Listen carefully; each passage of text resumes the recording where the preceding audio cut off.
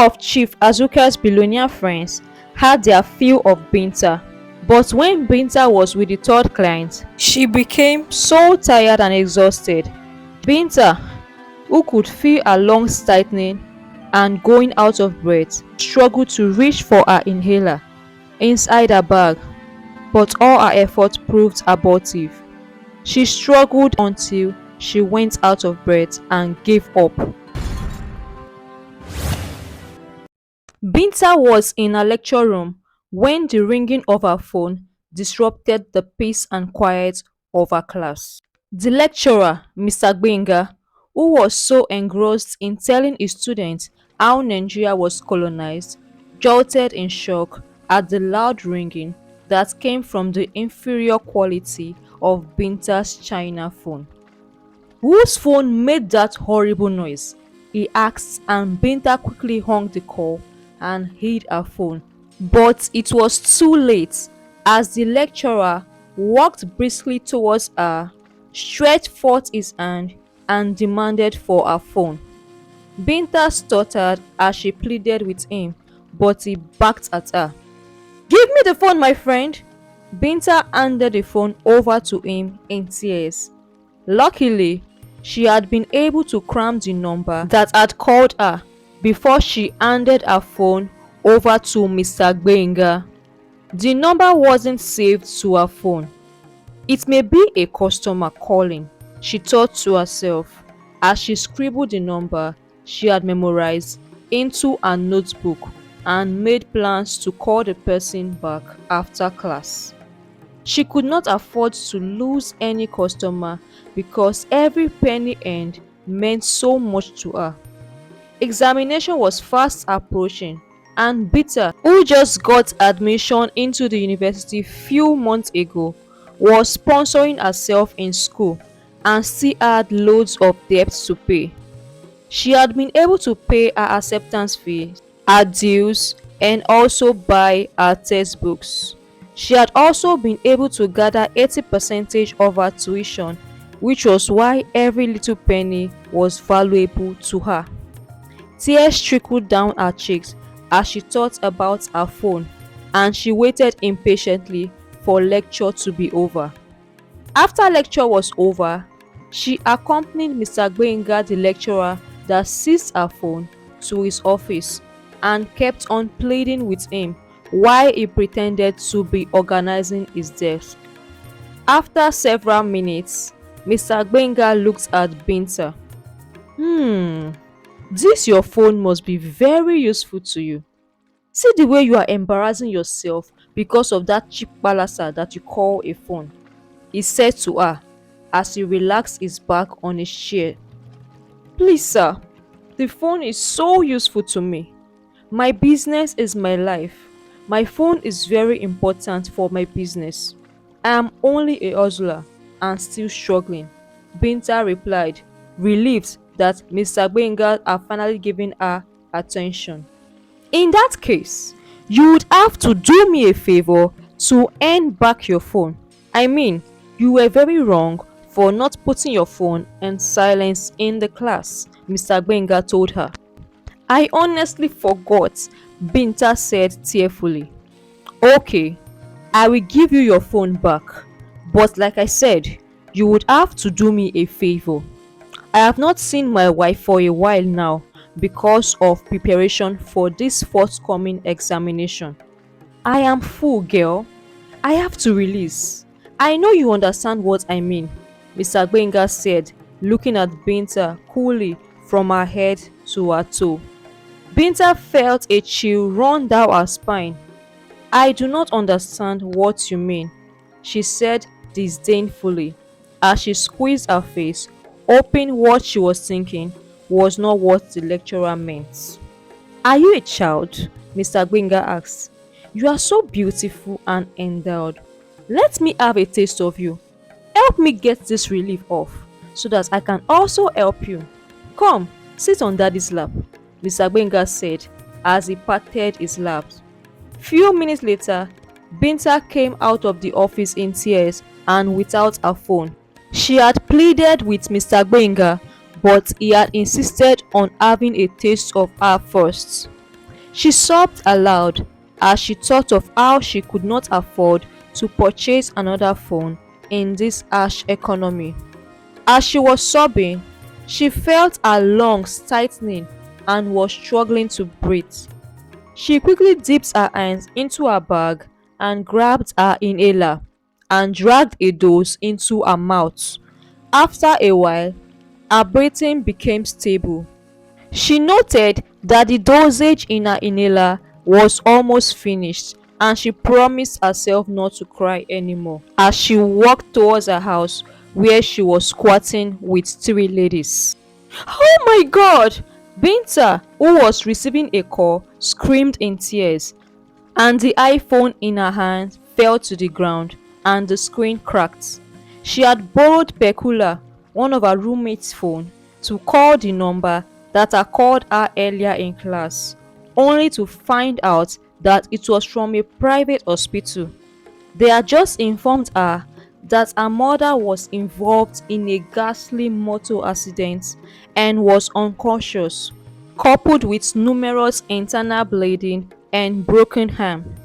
They have left her untreated since her guardian could not be reached earlier and would commence treatment when a deposit had been made to their account. Peculiar, who had been sitting in bed and glancing through some magazine, jumped in shock as her precious iPhone 16 hit the tiled floor and cracked. She flew out of the bed, ran towards Binta and slapped her across the face, but Binta was too shocked by the news she had received on the phone to hear or feel Peculiar's palm on her face. Please, please save my mother. Please save my mother. Please, please, please save my mother. Binta chanted as she picked up the iPhone and talked to the hospital staff at the other end of the phone. Peculiar dragged her phone from Binta in anger and shouted at her for cracking the iPhone that costed her over ₦1,000,000. Binta apologized to Peculiar and told her of her mother's accident and the unfortunate situation on ground. I do not care, Peculiar retorted as she recounted on how Chief had insisted on pounding her back door instead of the usual place meant for intimacy before he had agreed to purchase the latest iPhone 16 for her. I do not care. You are going to pay for this phone screen ASAP, Peculiar said as she flashed the cracked phone in front of Binta just as Sarah and Mary walked into the room. Mary, a beautiful lady on low cut, had been best friends with Binta since secondary school, but Mary had entered into the university and became roommates with Sarah and Peculiar, popularly known as the two Orange Babes. While Binta had not been able to enter school the same year as Mary due to financial issues. After a year, Binta had also gotten admission and had begged Mary for accommodation. The Orange Babes had been adamant to let her stay with them at first, but after several pleas from Mary, they had reluctantly agreed to let Binta stay temporarily till further notice.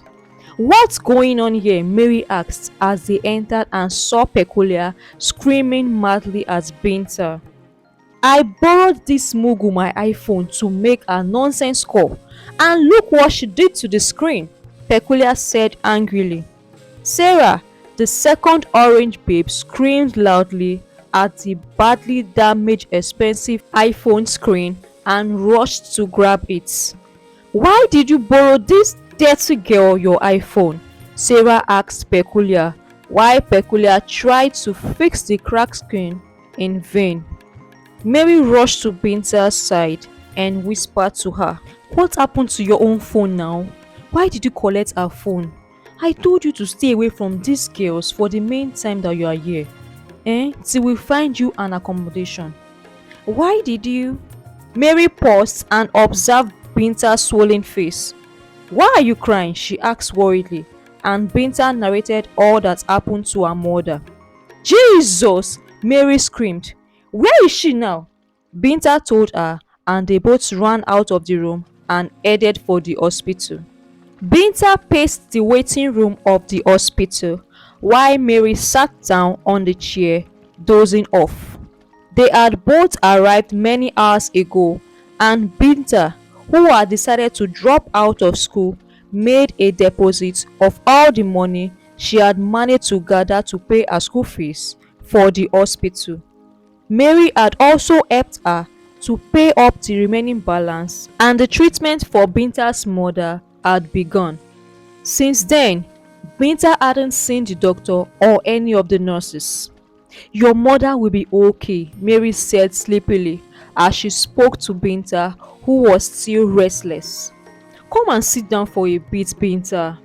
"Pacing around won't help anything," Mary continued. "I'm scared," Binta said as she sat close to Mary. Mary patted her shoulder and assured her that all would be okay. Her widowed mother was her only family member, and she could not afford to lose her. Binta had made a vow to train herself in school, become a very rich woman in future, and spoil her mother, who had single-handedly trained her since she was born. Binta thought of her school fees that she had deposited to the hospital and started sobbing again. Her mother sold akara in the streets every morning and hawked firewood every afternoon. In the evening, she would go to people's houses to do house chores and get paid. But the money was barely enough to pay for her one-room apartment, talk more of training her daughter in the university. Binta made up her mind to drop out of school, hustle harder for money, and then go back to school. Few hours later, the doctor informed Binta that her mother had passed the critical stage but was still unconscious. They were told to wait for a while for her to wake up. Binta and Mary breathed a sigh of relief. Few hours more, Binta was overjoyed as she sat beside her mother and fed her. Her mother had woken up hours later, and apart from her broken arm, she was as good as new. Mary had prepared delicious meal for her, while Binta fed her mother and told her mother how scared she had been all the while. But her mother assured her not to worry anymore. "Binta wants to drop out?" Peculiar asked Mary with a mockery tone. "Yes," Mary replied sadly and continued. She had been able to pay for her acceptance fees and all her handouts. She was even able to gather 80% of her school fees before her mother's tragic accident. "I don't know if you girls can help her in any way. Please, let's just contribute money for her to pay her school fees just for this semester. It won't be nice for her to just drop out now," Mary concluded. Peculiar and Sarah looked at each other in surprise, and they bursted out in laughter. "Help her!" Sarah screamed in a laughing tone. "Are you okay? You know what we go through to get our money now. Chief no longer wants the usual way. He wants the back door. Very painful. When my back door starts leaking now, only me will bear the consequence. So abeg, only me should enjoy my money, Biko," Sarah said. "She is yet to repair my cracked phone. She is yet to secure an accommodation for herself because her time in this room is up. She is yet to pay her school fees. Is this how she plans to beg and borrow till final year? She is still a fresh woman or freshman or whatever she call herself, and have not even written her first examination, and she's already going through a lot. Selling undies and pants is the hustle she plans to do till graduation. I laugh at her stupidity.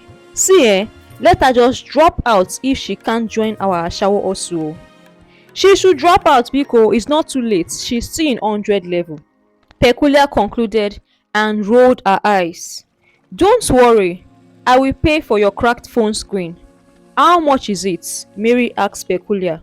Peculiar told her, and Mary dipped her hand into her bag, counted some money, and handed it to Peculiar. Mary and Binta sat in the hospital's waiting room and chit-chatted in hushed tones. Mary told Binta of her discussion with the two orange girls and how they advised her to join their Ashawo also. "I can't do that oh.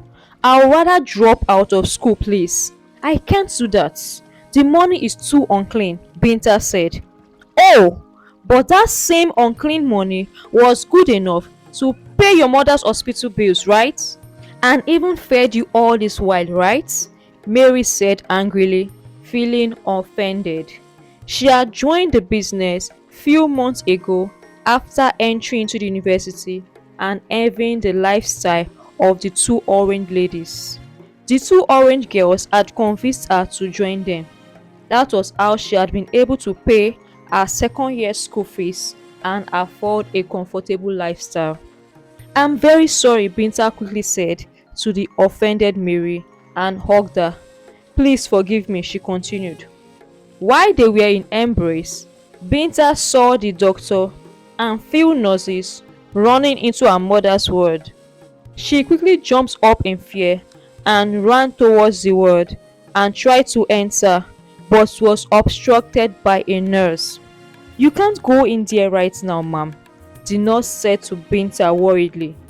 Few hours later, the doctor informed Binta that her mother's blood pressure had spiked up all of a sudden, which had resulted in her kidney failure. She would need to be placed on dialysis, after which kidney transplant would be done. It is very possible for her to live a long and productive life after the kidney transplants, the doctor said to Binta assuredly. "Doctor, please save my mother," Binta pleaded with the doctor. "You would have to make some deposits so that treatment can commence as soon as possible. You can solicit for help on social media platforms, charity organizations, churches. There are many philanthropists out there, both in this country and overseas, who would be willing to help. You just have to make the move and be fast about it," the doctor said and walked away. Binta collapsed on the floor, but Mary caught her midway. Binta and Mary did their best to post Binta's mother call for help video on all social media platforms with an account number while soliciting for help. Mary also pleaded with the two orange girls to upload Binta's mother's cry for help video on their WhatsApp status in case any of their rich clients feel sorry for the helpless woman and support. The two orange girls reluctantly uploaded the cry for help video. "Oh my goodness!" Sarah screamed.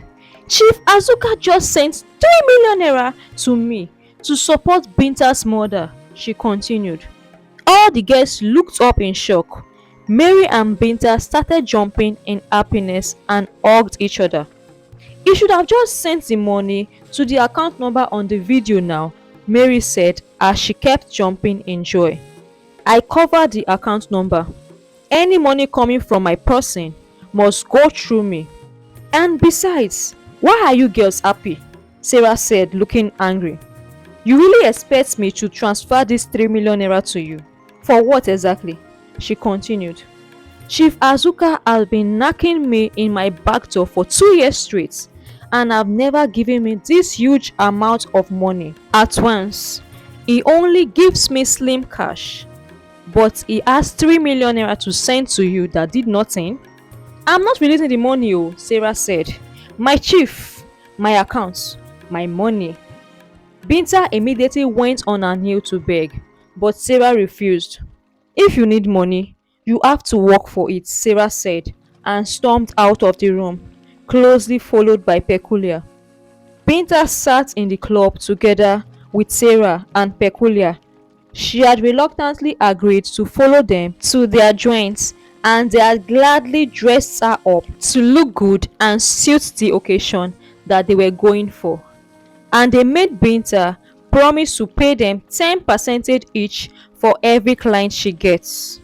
"You will see now, before you even reach your 10th client, you will see that you have even gathered even more than the money that you needed. Trust me," Peculiar said to Binta as she smiled.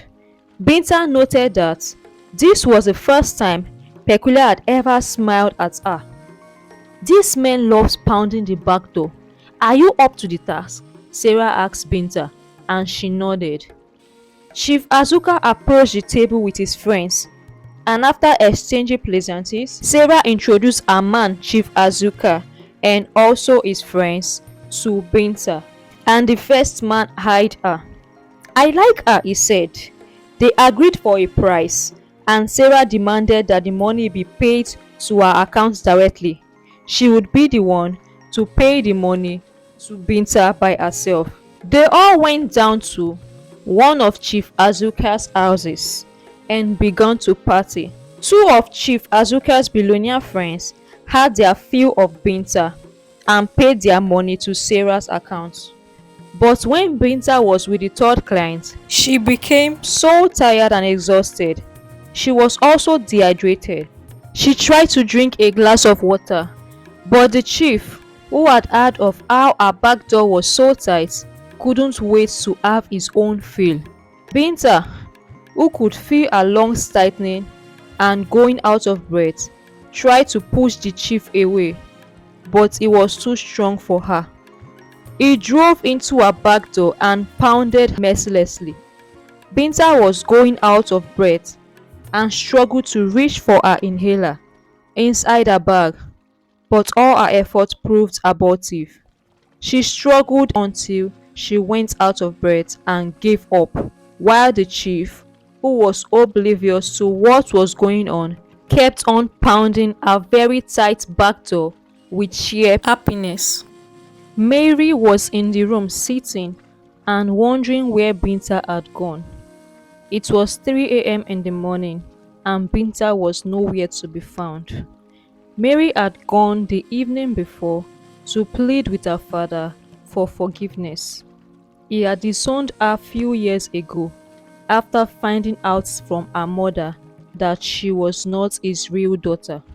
She had begged the man that raised her up that she was not to be blamed, but he had angrily threw her load and that of her mother out of the house back then.